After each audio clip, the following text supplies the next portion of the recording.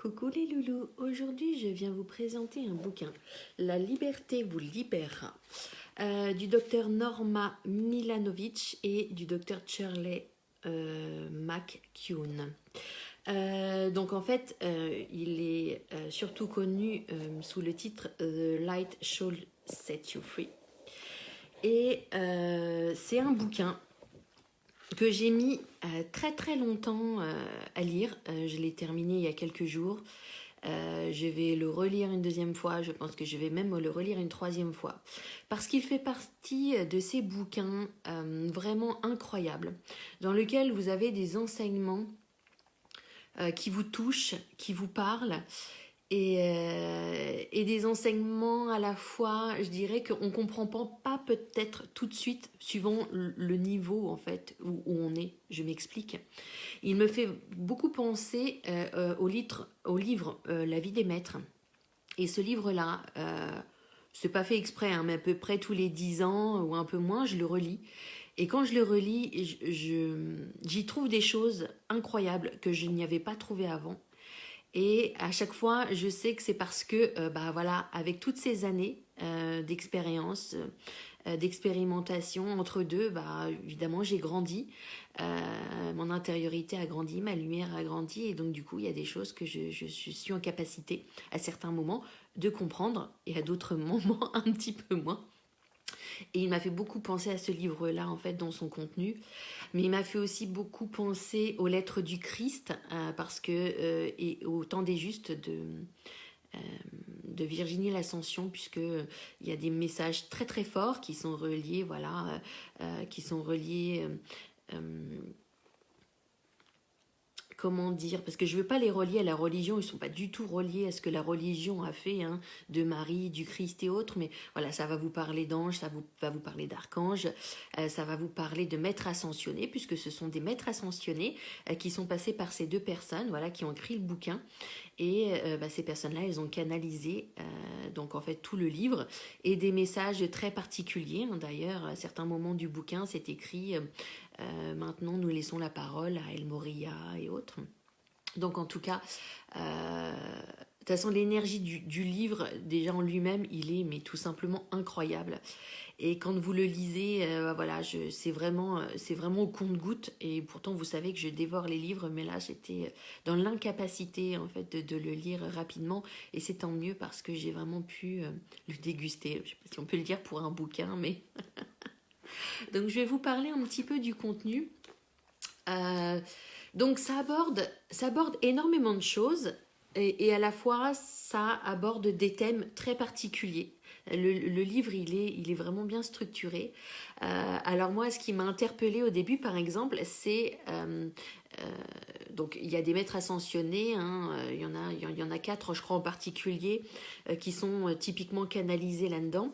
Et voilà, on va nous dire bah, par exemple ces maîtres ascensionnés là, on les connaît à notre époque sous un nom, mais en fait, ces êtres de lumière, ils sont venus énormément de fois, tout au long de l'histoire de l'être humain, pour nous aider, pour nous aider sur notre chemin, pour nous aider à trouver notre lumière, pour nous aider dans tout un tas de choses. Et donc, du coup, dans ce bouquin, on nous délivre les noms de certains des maîtres ascensionnés, enfin certains de leurs autres noms. Donc par exemple, alors Moria, El Moria, ça a été Abraham, ça a été Melchior, ça a été le roi Salomon. C'est quand même incroyable de se dire, voilà, il a été plein d'autres noms peut-être qu'on a perdu aussi dans le temps. Kutumi, le fameux Kutumi, ou sur ma chaîne YouTube, vous avez une méditation pour vous aider à nettoyer votre aura. Alors Kutumi, il a été... alors attendez que je regarde... Ouh, hop, que je ne m'enfuis pas. Il a été Saint François d'Assise, il a été Pythagore, il a été plein d'autres encore. Quoi d'autre aussi? Saint Germain. Alors ça j'ai adoré parce que il a été Joseph, le père de Jésus, il a été Merlin, il a été Roger Bacon, voilà, il a été plein d'autres. On parle de Marie, ben moi Marie je savais déjà, elle a eu plein de plein d'autres noms comme Isis. Il y a plein de gens qui ne savent pas qu'en fait Isis, Marie, en fait, c'est la même représentation de ce magnifique maître ascensionné. Donc voilà, je vous laisserai découvrir pour les restants, mais j'ai trouvé ça, je sais pas. Il y en a qui trouveront, sera peut-être accessoire, mais moi j'ai trouvé ça très très sympa de connaître d'autres noms comme ça.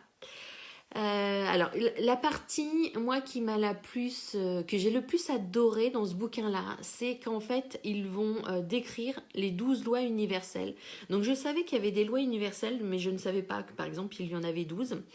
Et je me rends compte qu'en les lisant, il y en a beaucoup, en fait, que je connaissais quand on est sur le chemin de la spiritualité.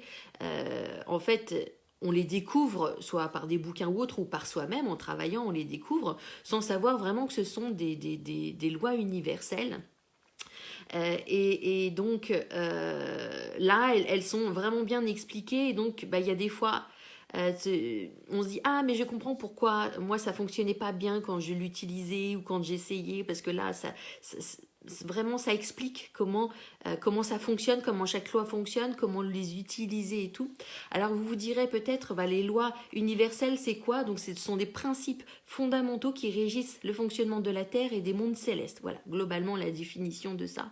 Et c'est ce qui en fait c'est à partir de ça que tout se développe, tout existe, et que voilà, si on est sur son chemin, travailler ou plutôt intégrer toutes ces lois universelles à soi, à sa vie, du coup ça va nous permettre de nous élever, d'entrer en ascension, de se sentir mieux. Voilà, on a tout à y gagner, hein. Donc, de toute façon ces lois universelles, ce sont des lois régies par la lumière et par l'amour, donc on est toujours dans quelque chose de beau, donc c'est extraordinaire. Après, juste après, il y a une autre partie sur des sous-lois universelles. Et en fait, ces sous-lois, elles sont là pour nous expliquer comment mettre en avant ces lois universelles. Donc, ce qui est cool, c'est que ça met typiquement, voilà, par exemple, la sous-loi de la compassion. Quand tu n'es pas en compassion, voilà en fait ce que ça donne. Si tu rentres en compassion, voilà ce que ça va donner. Qu'est-ce que tu peux faire? Et le petit truc, c'est qu'il y a des affirmations. Moi, les affirmations, j'adore ça.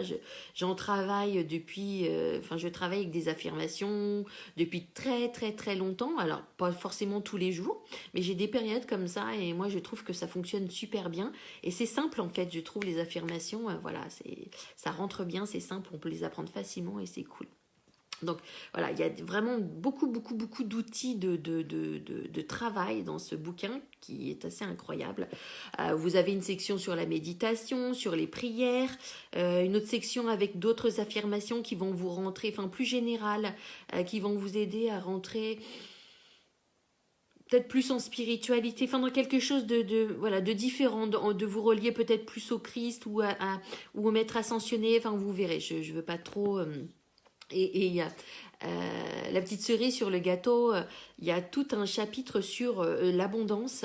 Et Dieu sait que l'abondance, c'est un peu le sujet du moment, que ce soit de l'abondance financière, alimentaire, amicale, l'abondance dans tous les plans d'amour, de l'abondance d'amour, de l'abondance dans tous les plans de notre vie.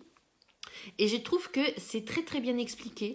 Vraiment, ça fait vraiment redécouvrir.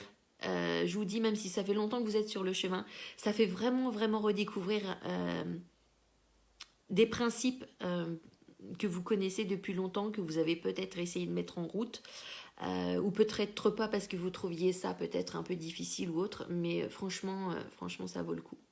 Bon voilà, je voulais faire une vidéo courte, comme d'habitude, voilà, je serai autour de 10 minutes. Mais ce bouquin-là, il vaut vraiment la peine. Donc, le seul petit hic, c'est que ce livre, il n'est pas officiellement traduit en français. Donc moi, la version que j'ai là, c'est une version un peu underground. Mais je pense que voilà, vous pourrez peut-être réussir à le trouver quand même en version française sur internet ou autre. Et puis pour ceux, je sais que j'ai pas mal de personnes qui me suivent, qui parlent l'anglais ou qui lisent l'anglais couramment. Écoutez, là, du coup, il est disponible en gratuit sur Internet en version anglaise. Écoutez, j'espère que ce petit topo vous a plu. Je vous fais un gros bisou et je vous dis à bientôt mes loulous.